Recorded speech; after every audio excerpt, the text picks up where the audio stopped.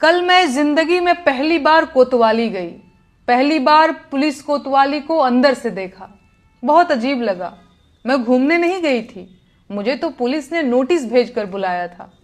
क्या आप जानते हैं मुझे क्यों बुलाया गया था? मैंने कोई चोरी नहीं की थी, किसी को गाली नहीं दी थी, मैंने इलेक्टोरल बॉन्ड भी नहीं खरीदा था और नहीं बीफ कंपनियों से चंदा लिया था। मैंने तो वोट भी नहीं चुराया था, लेकिन फिर भी मेरे खिलाफ एफआईआर दर्ज की गई और पूछताछ के लिए मुझे नोटिस भेजा गया। जानते हैं मेरा अपराध क्या था? मेरा अपराध यह था कि मैंने इस देश के प्रधानमंत्री से 4 सवाल पूछ लिए थे।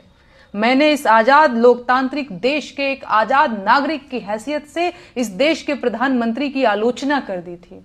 बस ये बात सरकार से बर्दाश्त नहीं हुई, होती भी कैसे? एक किसान परिवार की मामूली लड़की की इतनी हिम्मत कि वो प्रधानमंत्री से सवाल पूछ ले।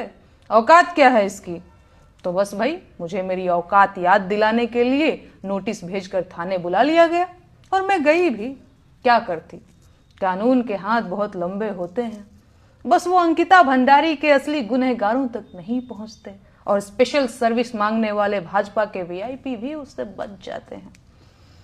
कानून के ये लंबे हाथ इंदौर में गंदे पानी से हुई मौतों के जिम्मेदारों तक भी नहीं पहुंचते। पेपर लीक कराने वाले, टूटी सड़कें बनाने वाले, अल्पसंख्यकों के खिलाफ नफरत भड़काने वाले, नकली दवाओं का कारोबार करने वाले, खाने की मिलावटी चीजें बनाकर देश भर में कैंसर फैलाने वाले, रेल दुर्घटनाओं के जिम्मेदार, टूटते पुलों के ठेकेदार, जंगल उजाड़ने वाले, पहाड़ काटने वाले और हवा को जहर बनाने वाले नेता, अधिकारी और कारोबारी कानून के हाथों से बच जाते हैं। लेकिन नेहा सिंह राठौर कानून के मजबूत और लंबे हाथों से नहीं बच सकती, क्योंकि वो प्रधानमंत्री से उनकी जिम्मेदारी पर सवाल पूछ लेती है। नेहा राठौर को बचना भी नहीं चाहिए। उसे ऐसी सजा दी जानी चाहिए कि देश और जमाना देखे। उसे उसके मुंह में जबान होने की भरपूर सजा मिलनी चाहिए। जिन बेटियों की दुश्मन पूरी भाजपा है, नेहा पर उनके लिए आवाज उठाने की सजा भी मुकर्रर की जानी चाहिए। बेरोजगारी के मुद्दे पर बोलना भी क्या छोटा गुनाह है? महंगाई पर गीत गाना क्या वित्त मंत्रालय से बगावत नहीं है? मजदूरों के हक की बात करना क्या लेबर डिपार्टमेंट के काम में हस्तक्षेप नहीं है? और फिर जब सरकार ने देश के कल्याण के लिए अलग अलग विभाग और मंत्री बना रखे हैं, तो मैं क्यों इन मंत्रालयों के मुद्दों पर बोल रही हूं? एक मुकदमा तो सरकारी काम में बाधा का भी बनता है।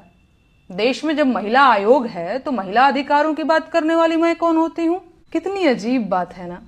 जिस सरकार को देश की गरीबी, बेरोजगारी, महंगाई और भ्रष्टाचार से लड़ना था, वो सरकार मुझसे लड़ रही है। खैर, अब सरकार को जल्द से जल्द देश हित में